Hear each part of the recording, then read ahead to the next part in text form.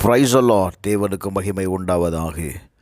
ஆண்டவரும் இரட்சகருமாய் இருக்கிற இயேசு கிறிஸ்துவின் இணையற்ற நாமத்தினாலே உங்கள் யாவரை வாழ்த்துகிறேன்.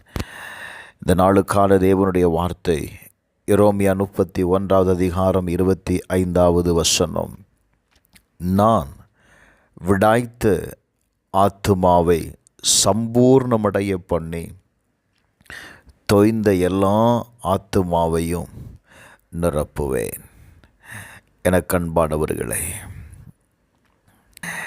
இஸ்ரவேல் ஜனங்கள் நாடு கடத்தப்பட்ட பிற்பாடு ஆண்டவர் அவர்களுக்கு ஒரு மறு வாழ்க்கையை, மறுசீரமைப்பை தருவதாக அவர்களுக்கு ஒரு நம்பிக்கை அளிப்பதை, ஒரு வாக்கு கொடுக்கிறதை நீங்கள் பார்க்க முடியும். எனக்கு அன்பானவர்களே, அவர்கள் தங்களுடைய வாழ்க்கையில் சோர்வடைந்து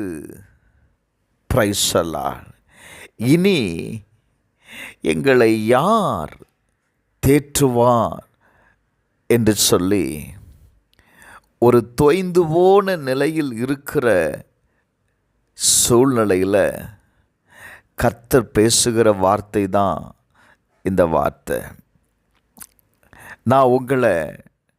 நான் மீண்டும் நிரப்புவேன் அப்படின்னு சொல்கிறார். இந்த கால வேளையில் உங்களுடைய ஆத்துமா சோர்வடைந்து போயிருக்கிறதா? ஒரு வெறுமையை உங்கள் வாழ்க்கையில் நீங்கள் உணர்கிற நபராய் நீங்கள் இருக்கிறீங்களா? கர்த்தருடைய ஆவியானவர் சொல்லுகிறார், நான் உனக்கு சம்பூர்ணமடைய பண்ணி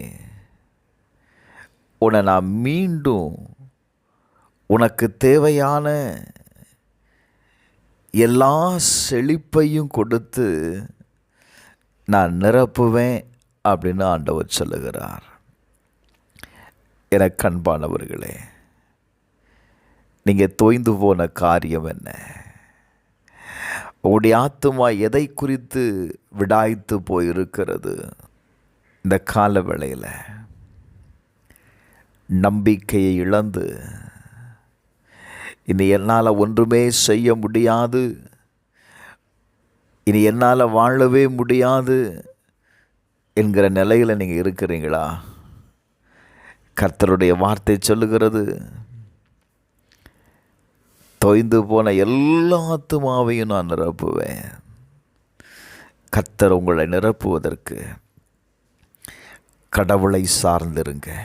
வேதம் சொல்லுகிறது, 1 தெசலோனிக்கேயர் 5 அதிகாரம் 16 வசனம் சொல்லுகிறது, எப்பொழுதும் சந்தோஷமாயிருங்கள்,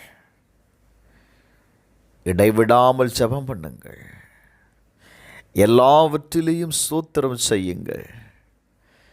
அப்படி செய்வது கிறிஸ்து இயேசுவுக்குள் உங்களை குறித்து உண்டான தேவனுடைய திட்டமாயிருக்கிறது. இந்த கால வேளையில் எல்லா சூழ்நிலையிலையும் ஜெபம் பண்ணுங்க, சந்தோஷமாயிருங்க. நீங்கள் மகிழ்ச்சியாக இருப்பது தான் உங்களுடைய பலன் என்று வேதம் சொல்லுகிறது. செபிப்போமா.